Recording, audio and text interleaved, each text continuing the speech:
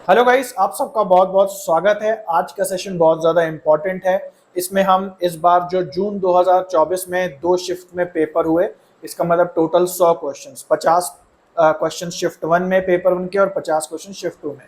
इन दोनों को मिला के इन दोनों में जो टीचिंग एप्टीट्यूड के टोटल क्वेश्चंस रहे, उन सब की आज हम बात करने वाले हैं। ये सेशन बहुत महत्वपूर्ण है क्योंकि पहली बात, ये जो पेपर हुआ आप सबको पता है कैंसिल हो गया। इसका मतलब इसकी आंसर कीज जो है वो अब रिलीज नहीं होगी। 99% चांसेस हैं कि नहीं होगी। तो इसलिए ये जो मैं सेशंस अब बनाने वाला हूं, जैसे आज हम टीचिंग की बात करेंगे, कल हम रिसर्च की बात करेंगे एंड सो ऑन, तो मैं सेक्शन वाइज आपको सारे पेपर करा दूंगा, जिससे पहली तो बात ये कि आपको आंसर्स पता चल जाएंगे उन क्वेश्चंस के जो एक्चुअली आप करके आए। दूसरी इंपॉर्टेंट चीज ये है कि ये जो हम अभी पेपर कर रहे हैं, ये आप सबको भी पता है कि पिछले साल के जितने भी पेपर हुए उससे थोड़े से हट करके क्वेश्चंस हैं। हालांकि क्वेश्चंस इजी हैं, बहुत टफ नहीं है। इस बार जो दोनों शिफ्ट हुई मॉडरेट लेवल का पेपर सेट हुआ था, लेकिन पैटर्न थोड़ा अलग था। तो उस पैटर्न की भी जानकारी आपको इन क्वेश्चंस को लगा के मिल जाएगी। और जो आपके अब अगली बार से पेपर्स होने वाले हैं, भले ही वो रीशेड्यूल वाला री एग्जाम हो जो कि जून का रीशेड्यूल वर्जन होगा, या फिर जो दिसंबर का एग्जाम हो, उसके लिए भी आप तैयार हो जाओगे अगर इन क्वेश्चंस को आप अच्छे से कर लेते हो। तो टीचिंग एप्टीट्यूड की बात करें तो टोटल 8 क्वेश्चंस जो हैं, ऑन एन एवरेज 4-4 क्वेश्चंस जो हैं दोनों पेपर के हैं। जब पेपर लगाया गया तो उसमें समझ नहीं आया कि टीचिंग एप्टीट्यूड के क्वेश्चंस हैं कहाँ। लेकिन अगर ध्यान से देखें तो जो आईसीटी पार्ट है, यानी कि जो हायर एजुकेशन में टेक्नोलॉजी यूज की जा रही है, वो भी टीचिंग एप्टीट्यूड सिलेबस में ही आता है। हम लोग खुद जब अपना कोर्स करते थे तो उसमें हमने हायर एजुकेशन के अंदर इसको पढ़ा, बट अगर इसको हम हायर एजुकेशन में डाल देंगे तो हमारे पास टीचिंग एप्टीट्यूड के कोई क्वेश्चंस बचते ही नहीं। तो इसीलिए as per the official syllabus हमने इसे टीचिंग एप्टीट्यूड में डाल दिया है, और इस हिसाब से हमारे पास टोटल 8 क्वेश्चंस हैं जिसको हम लोग आज देखने वाले हैं। तो बहुत ज़्यादा इंपॉर्टेंट है, बिल्कुल भी मिस मत करना। इसके अलावा जो बच्चे शुरुआत से स्टार्ट कर रहे हैं, तो भाई मैंने ऑलरेडी पूरा फाउंडेशन कोर्स बना दिया है कि आपको बिल्कुल अच्छे से जानकारी दे देगा। प्लेलिस्ट के माध्यम से टू द पॉइंट 10-10 मिनट के इसके अंदर वीडियोज़ हैं, सारे टॉपिक्स इसमें कवर्ड हैं, तो ज़रूर से इसको देखना। उसके बाद बात करें प्रीवियस ईयर क्वेश्चंस की तैयारी की, तो वो भी आपकी फ्री में हो जाएगी।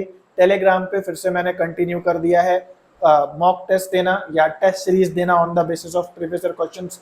तो यहाँ क्यूआर कोड है, उसे स्कैन करके टेलीग्राम भी जरूर से ज्वाइन कर लो, ताकि डेली आपको ऑनलाइन टेस्ट सीरीज फ्री में मिलती रहे। और इसके अलावा ये दोनों ही चीज़ें पेड वर्जन में भी अवेलेबल है। प्रीवियस ईयर क्वेश्चन की टेस्ट सीरीज अवेलेबल है जिसमें सेक्शन वाइज आपको क्वेश्चंस मिलते हैं, और फुल कोर्स अवेलेबल है जिसमें foundation plus advance topics included हैं, प्लस उनके साथ topic wise previous year questions भी मिलते हैं, और प्लस आपके कोई डाउट होते हैं तो वो फुल कोर्स में आप पूछ सकते हो।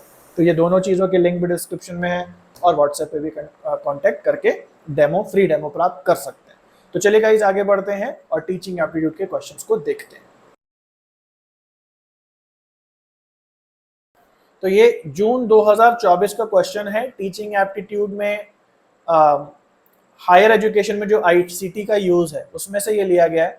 यहाँ पूछ रहा है ऐसा कौन सा डिजिटल प्लेटफॉर्म है जो मिनिस्ट्री ऑफ एजुकेशन ने फॉर्म किया है 3 कंसॉर्ट इनिशिएटिव्स को मर्ज करके। ऑनलाइन 3 सुविधाएं जो प्रोवाइडेड थी, उन तीनों को मर्ज करके कौन सा इन चारों ऑप्शन में जो है डिजिटल प्लेटफॉर्म बनाया गया है।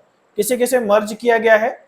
UGC INFONET digital library consortium, NLIST and INDEST AICTE consortium. तो कंसोर्टियम क्या है, या एनलिस्ट और ये सब क्या है? ये सारी डिजिटल कह लो लाइब्रेरीज हैं जिसमें कि रिसर्च से जुड़ा हुआ बहुत सारी जानकारी उपलब्ध है ना।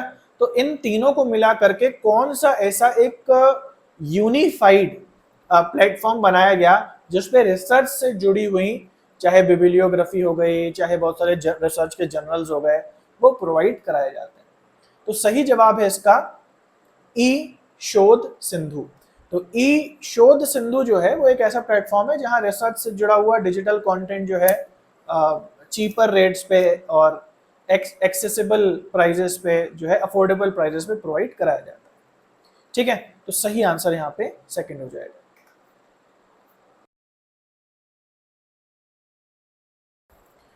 ये क्वेश्चन जून 2024 से लिया गया है और ICT in higher education section से है। आइए इसको देखते हैं। यहाँ कह रहा है which of the following digital initiatives, कौन सा ऐसा डिजिटल प्लेटफॉर्म या डिजिटल पहल है जो कि एक डेटाबेस प्रोवाइड करती है प्रोफाइल्स का। किसकी प्रोफाइल्स का? साइंटिस्ट की प्रोफाइल का, रिसर्चर्स की प्रोफाइल का, और दूसरे यूनिवर्सिटीज में काम कर रहे अदर फैकल्टी मेंबर्स की प्रोफाइल का डेटाबेस जो है ये सुविधा प्रोवाइड करती है। तो कौन सी ऐसी सुविधा है ऑनलाइन जिसपे इतने लोगों की प्रोफाइल्स अवेलेबल होती हैं? तो सही जवाब है इसका ई विद्वान। तो ई विद्वान एक वेबसाइट है, आप चाहे तो खोल के देख सकते हैं, और जो भी रिसर्च की फील्ड से जुड़े हुए प्रतिष्ठित लोग हैं इंडिया के अंदर, चाहे वो कहीं कॉरपोरेट में रिसर्च एंड डेवलपमेंट में काम कर रहे हुए साइंटिस्ट्स हों, चाहे किसी फैकल्टी मेंबर के एसोसिएट या प्रोफेसर्स हों, है ना, एसोसिएट प्रोफेसर या मेन प्रोफेसर, तो उन सब का जो एक प्रोफाइल है वो आपको यहाँ पे मिल जाती है। ई विद्वान वेबसाइट है, आप चाहें तो खुद से भी एक्सेस करके देख सकते हैं। तो आंसर यहाँ पे 2 होगा। अगला क्वेश्चन टीचिंग एप्टीट्यूड का है, जून 2024 से, और ये एक रेयर टाइप के पढ़े जाने वाले टॉपिक से है। हालांकि पढ़े जाने में रेयर है, लेकिन इससे क्वेश्चन हर बार आते हैं, और ये है मेमोरी के टाइप से। यहाँ पे पूछा जा रहा है इम्प्लिसिट या अनकॉन्शियस मेमोरी के यहाँ पे कौन कौन से टाइप्स लिखे हुए हैं। तो आप सबको पता है 2 प्रकार की मेमोरी होती हैं, कॉन्शियस मेमोरी या एक्सप्लिसिट मेमोरी, और अनकॉन्शियस मेमोरी यानी कि इम्प्लिसिट मेमोरी। तो इम्प्लिसिट, अब इनके भी कई टाइप्स हैं कॉन्शियस और अनकॉन्शियस मेमोरी के। तो यहाँ पूछा जा रहा है अनकॉन्शियस मेमोरी के कौन कौन से टाइप्स हैं। तो यहाँ सही जवाब है तीसरा option, priming, classical conditioning effect, जिसको हम नॉन एसोसिएटिव मेमोरी भी कहते हैं, और ई ऑप्शन यानी कि प्रोसीजरल मेमोरी। तो ये तीनों जो प्रकार हैं ये अनकॉन्शियस के हैं। इसके अलावा जो दिए हैं एपिसोडिक और सेमेंटिक, ये हमारे कॉन्शियस या एक्सप्लिसिट मेमोरी के हैं, इसलिए ये इंक्लूड नहीं होंगे। इसलिए ऑप्शन नंबर 3 सही। अगला क्वेश्चन काफी इंटरेस्टिंग है, बहुत ही फेमस टॉपिक से है, जून 2024 का क्वेश्चन है, टीचिंग एप्टीट्यूड से, स्वयं के बारे में है। बट जिस टॉपिक से क्वेश्चन है उस टॉपिक की चर्चा बहुत कम होती है, बुक्स वगैरह में भी नहीं होता है इतना, लेकिन आते हैं इससे क्वेश्चन हर बार, और देखते हैं क्या इसका आंसर होगा। कह रहा है which of the following is national coordinator of Swayam courses for non technical post graduation education. तो हम सबको पता है, आपको पता होगा अगर आपने स्वयं को अच्छे से पढ़ा है, खासकर अगर मेरे से पढ़ा है, कि स्वयं एक ऑनलाइन सुविधा होती है, 4 क्वाड्रेंट्स होते हैं, है ना, ये सब तो बहुत नॉर्मल जानकारी है, सबको पता है। लेकिन इसके नेशनल कोऑर्डिनेटर्स होते हैं, ये पिछले कुछ सालों से अब बहुत ज़्यादा पूछा जा रहा है, अब तक पूछा जा रहा है। तो कई सारे एजुकेशन इंस्टीट्यूट्स हैं जो कि स्वयं को कंटेंट प्रोवाइड करते हैं, स्वयं का जो कंटेंट या कोर्स भरते हैं वो उन इंस्टीट्यूट से ही कोर्सेज जाते हैं, तो उनको हम लोग बोलते हैं नेशनल कोऑर्डिनेटर्स। तो जितने भी नेशनल कोऑर्डिनेटर्स हैं सबकी अपनी अपनी एक अलग रिस्पॉन्सिबिलिटी है। जैसे कोई मैनेजमेंट का बड़ा कॉलेज है तो वो मैनेजमेंट से संबंधित कोर्सेज देता है, कोई जो है टेक्निकल संस्था है तो वो टेक्निकल कोर्सेज देती है, एंड सो ऑन। तो यहाँ पूछा जा रहा है कि कौन सी ऐसी संस्था है जो नॉन टेक्निकल यानी टेक्नोलॉजी से संबंधित नहीं और पोस्ट ग्रेजुएशन एजुकेशन के कोर्सेज स्वयं में प्रोवाइड कराती है। तो बहुत इजी है, अगर आपने इसको लिस्ट वाइज पढ़ा है कि कौन सी कोऑर्डिनेटर है और वो क्या स्वयं को प्रोवाइड कराता है।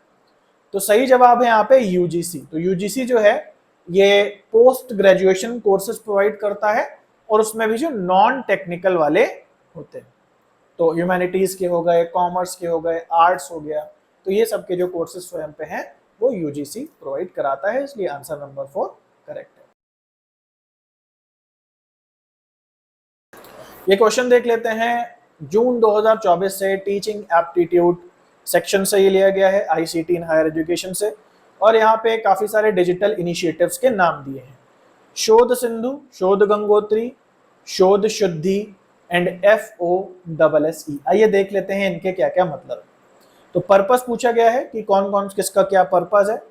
पहला कह रहा है कि इस पे सिनॉप्सिस होती हैं, दूसरा कह रहा है ये फ्री सॉफ्टवेयर है एजुकेशन के लिए, तीसरा कह रहा है provide access to e resources to universities. तो ई रिसोर्सेज मिलती हैं, ऑनलाइन पढ़ाई की सामग्री मिलती है यूनिवर्सिटीज एंड कॉलेजेस में।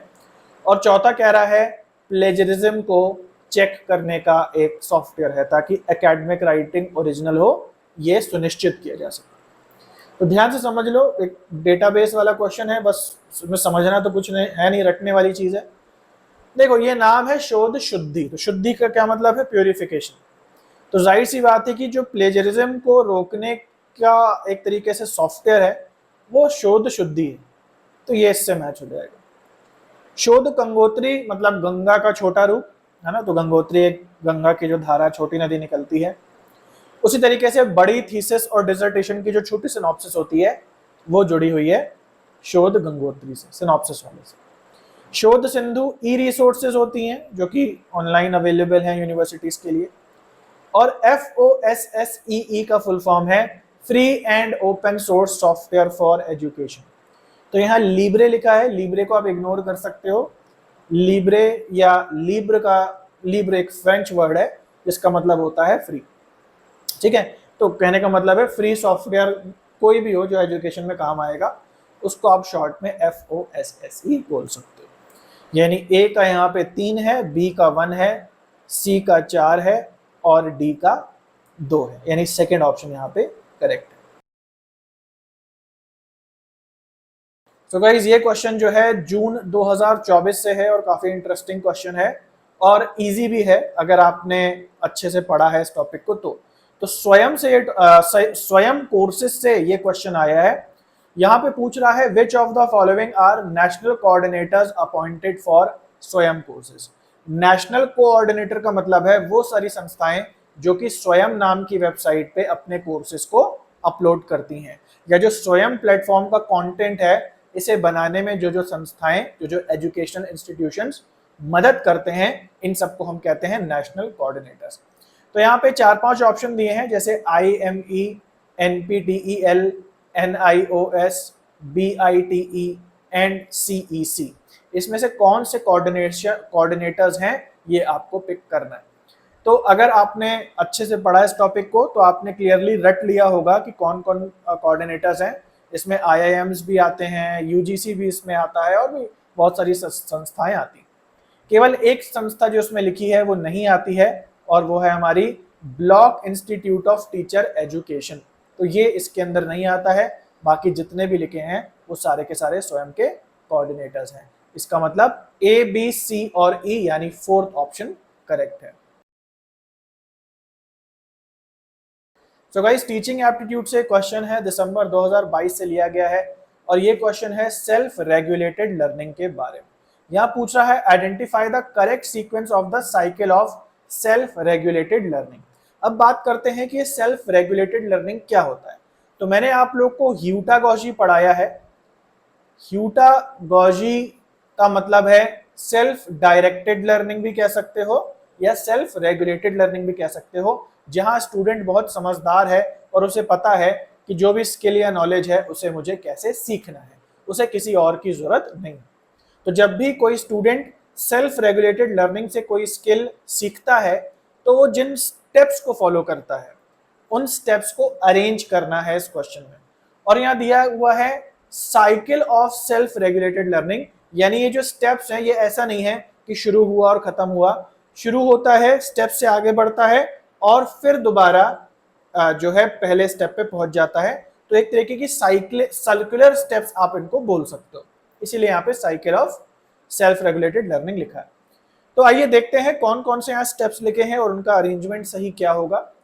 यहाँ पे लिखा है enhancing tactics and strategies, enacting tactics and strategies यानी कि जो स्ट्रैटेजीज है उन पे एक्ट करना, डिवाइजिंग प्लान्स योजना बनाना, सेटिंग गोल्स गोल सेट करना, रेगुलेटिंग लर्निंग यानी अपनी लर्निंग पे अपना नियंत्रण रखना, और एनालाइजिंग द टास्क कि किसी टास्क को समझना कि वो टास्क एक्चुअली है क्या। तो आइए इसको अरेंज करते हैं। सबसे पहले आएगा एनालाइजिंग द टास्क, किसी टास्क को समझना कि वो है क्या। मान लो मुझे पियानो बजाना सीखना है, या और रिलेवेंट एग्जांपल लेते हैं, मान लो मुझे JRF करना है। तो सबसे पहले हम एनालाइज करेंगे कि भाई हम करने क्या जा रहे हैं, मतलब नेट क्या होता है, JRF क्या होता है, कैसा सिलेबस आता है, कितनी मेहनत लगेगी, पूरे टास्क को हम ओवरऑल देखते हैं, इसको करके क्या फायदा होगा। तो सबसे पहले हमने टास्क की एनालिसिस करी। उसके बाद अगला पॉइंट आता है सेटिंग गोल्स, उद्देश्य बनाना। यानी कि जो ओवरऑल टास्क है वो एक बार में तो नहीं पूरा हो जाएगा, उसे कई उद्देश्यों में, कई अलग अलग गोल्स में तोड़ना पड़ेगा। जैसे पेपर 1 को पहले मैं तैयार करूंगा, फिर मैं पेपर 2 को भी तैयार करूंगा, है ना। तो इस हिसाब से हमने गोल्स बना लिए। पेपर 1 में मुझे इतने नंबर लाने हैं, पेपर 2 में हमें इतने नंबर लाने हैं। फिर उसके बाद आता है डिवाइजिंग प्लान। एक बार जब मेरा गोल बन गया तो अब मैं क्या करूंगा, उसे और छोटे छोटे टास्क में तोड़ूंगा और एक योजना बनाऊंगा कि भाई देखो 6 महीने बाकी हैं, अब मेरा प्लान ये है कि मैंने गोल बनाया है पेपर 1 पेपर 2 में अच्छे नंबर लाने हैं। तो अब मेरी योजना ये है कि मैं सुबह 4 बजे उठूंगा, रात को 10 बजे सोऊंगा, बीच में इतना घंटे पढ़ूंगा। तो ये हो गया डिवाइजिंग प्लान। तो हम मैंने पूरा प्लान बना लिया, टाइम टेबल और शेड्यूल सब बना लिया। उसके बाद आता है इनएक्टिंग टैक्टिक्स एंड स्ट्रैटेजीज। यानी कि जो मैंने प्लान बनाया उस पर एनएक्ट करना, यानी एक्ट करना, काम करना उसके ऊपर। जो भी मैंने स्ट्रैटेजीज बनाई हैं, टैक्टिक्स या रणनीतियां बनाई। और फाइनली आता है रेगुलेटिंग लर्निंग। यानी कि जो अब मेरी लर्निंग होगी उस पर मैं अब खुद से नियंत्रण कर पाऊंगा, मॉनिटर कर पाऊंगा कि मेरी लर्निंग हो रही है या नहीं हो रही है, या ये देख पाऊंगा कि किस जगह पे मेरी कमी रह जा रही है, किस जगह मेरी कमी नहीं रह रही है, किस प्लान को मुझे थोड़ा बदलना पड़ेगा एंड सो ऑन। ये सारी की सारी चीजें रेगुलेट करने या नियंत्रण करने में आती हैं, जो कि हमारा लास्ट स्टेप होगा। और जैसे मैंने बोला कि स्टेप सर्कुलर हैं, तो जब आप रेगुलेट पे जाएंगे और देखेंगे कि मान लो पढ़ाई ठीक से नहीं हो रही, तो हो सकता है फिर से आप पहले से स्टार्ट करें और अपने प्लान को थोड़ा सा चेंज करें। तो कुल मिला के पहले ई आएगा, फिर सी आएगा, उसके बाद बी आएगा, फिर ए आएगा और फिर डी आएगा। यानी तीसरा ऑप्शन सही होगा। ये क्वेश्चन अगेन टीचिंग एप्टीट्यूड में स्वयं टॉपिक से है और जून 2024 का ये क्वेश्चन है। आइए इस क्वेश्चन को देखते हैं। बहुत इजी क्वेश्चन है। यहाँ कह रहा है स्वयं के 4 क्वाड्रेंट्स, 4 पिलर कह सकते हो स्वयं के, या 4 स्तंभ कह सकते हो स्वयं के, कौन से हैं। मतलब 4 ऐसे फीचर्स जो स्वयं प्रोवाइड कराता है। और जो हमारा ऑफिशियल कोर्स है उसमें भी सेम यही 4 चीजें हैं। मतलब इनकी थोड़ी अलग है, लेकिन होती 4 ही चीजें हैं जिससे आप कोई भी कोर्स बहुत अच्छे से कर सकते हो। देख लेते हैं क्या क्या। सबसे पहले लिखा है सेल्फ असेसमेंट टेस्ट, यानी कि ऐसा टेस्ट जो आप खुद ही देते हो, खुद ही अपने मार्क्स देखते हो और खुद ही से समझते हो कि आपकी प्रोग्रेस कैसे हो रही है। दूसरा है वीडियो लेक्चर्स, यानी कि वीडियोस के थ्रू, जैसे ये आप वीडियो देख रहे हो वैसे ही लेक्चर्स होते हैं। तीसरा online discussion forum for clearing the doubt. एक डिस्कशन फोरम है। डिस्कशन फोरम मतलब एक ऐसा, जैसा कोरा है ना, आपने कोरा देखा होगा ऑनलाइन, कि आपको कोई क्वेश्चन होता है आप उस पर डाल देते हो और लोगों को आपका क्वेश्चन दिखता है, जिसका मन हो आंसर देने का वो आंसर दे सकता है। तो इस तरीके से बहुत लोग क्वेश्चन पूछते हैं, उनको आंसर मिलते हैं, और बहुत लोग ऐसे होते हैं जिनको क्वेश्चन पूछने की भी जरूरत नहीं पड़ती और बहुत सारे क्वेश्चन आंसर उनको दिख जाते हैं ऐसे। तो इस प्रकार का एक online discussion forum. D option क्या कह रहा है, specially prepared reading material that can be downloaded और प्रिंटेड। तो रीडिंग मटेरियल मिलता है जिसको वो बच्चे डाउनलोड कर सकते हैं और वीडियो भी देख सकते हैं। और e face to face interaction among the learners. और जो भी लर्नर्स हैं वहां पे वो एक दूसरे से मिलते हैं, फेस टू फेस, आमने सामने बैठते हैं और इंटरेक्शन करते हैं। तो यहाँ पे जो सही जवाब है, या कह लें कि गलत जवाब निकाला जाए, तो अब क्योंकि स्वयं जो है एक ऑनलाइन प्लेटफॉर्म है, तो यहाँ फेस टू फेस आप आने का कोई भी तरीका नहीं है। फेस टू फेस कोई लर्नर नहीं आता, किसी को इनफेक्ट पता भी नहीं होता कि मेरे अलावा और कौन यहाँ पढ़ रहा है। केवल आप जो फोरम होती है डिस्कशन की उसमें डिस्कस कर सकते हैं, बट एज सच कोई फेस टू फेस मिलने का यहाँ पे नहीं होता। तो ई नहीं होगा यहाँ पे, बाकी सारे के सारे हैं। ए भी है कि आपके सामने टेस्ट आते हैं, उनको आपको लगाना होता है वीडियोस देखने के बाद, वीडियो लेक्चर होते हैं, डिस्कशन फोरम होती है, और यहाँ पे रीडिंग मटेरियल भी होता है जिसको आप डाउनलोड कर सकते हैं। तो यहाँ पे मेरे हिसाब से ए बी सी डी यानी सेकेंड ऑप्शन सही हो जाएगा। सो गाइज, आई होप कि आपको आज का लेक्चर अच्छा लगा होगा, पूरी जानकारी मिल गई होगी कि टीचिंग एप्टीट्यूड सेक्शन से किस प्रकार के क्वेश्चंस इन दोनों शिफ्ट में मिले, जो कि हमारा कैंसिल्ड पेपर था जून 2024 का। और आई होप आपको सही आंसर भी पता लग गए होंगे। हालांकि अब मिलाने का तो कोई पॉइंट नहीं है, क्योंकि जैसा आपको पता है अब कैंसिल हो गया, उसका कोई फायदा नहीं है। लेकिन हाँ, आने वाले जो एग्जाम्स हैं उसमें आपको पूरी जानकारी मिल गई और वो जानकारी ये है कि टीचिंग एप्टीट्यूड में जो डिजिटल इनिशिएटिव्स का चैप्टर है वो बहुत ज़्यादा इंपॉर्टेंट है, क्योंकि आपने खुद ही देखा कितने सारे क्वेश्चंस जो हैं वो डिजिटल इनिशिएटिव से आए हैं।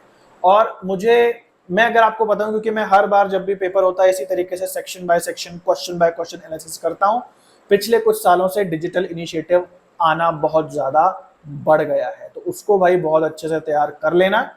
और बाकी टीचिंग एप्टीट्यूड के बाकी की चीज़ें तो नहीं आई, जैसे ब्लूम्स टेक्सोनोमी बहुत इंपॉर्टेंट है, लेवल्स ऑफ टीचिंग बहुत इंपॉर्टेंट है, इफेक्टिव टीचिंग भी एक चैप्टर है जो बहुत इंपॉर्टेंट है। उससे तो चीज़ें बहुत ज़्यादा नहीं आई, लेकिन बिल्कुल इनको एलिमिनेट नहीं कर सकते अगले बार के लिए।